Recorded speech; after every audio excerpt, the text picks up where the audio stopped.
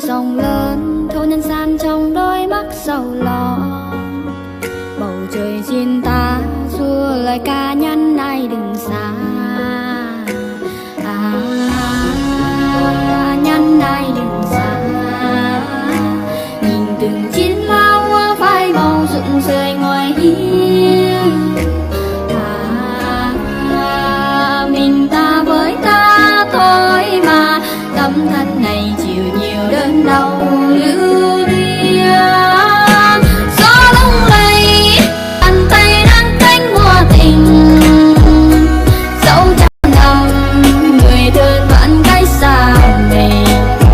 Thuyền mãi xa khơi đi về nơi con sông vô hình, chốn xa xăm cùng duyên muôn hơn vạn ly.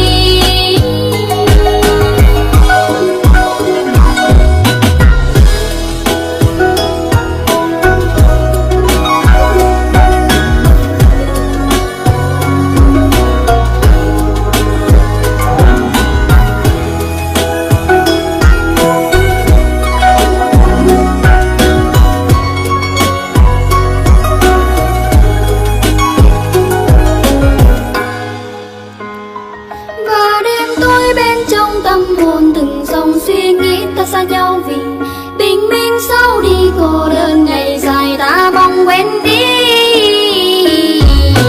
Ai mang cô đơn đi, ai mang cô đơn đi, ai mang cô đơn đi và ai nhang ai đừng xa. Nhìn từng chiến lao hoa phai màu rụng rơi ngoài hiên.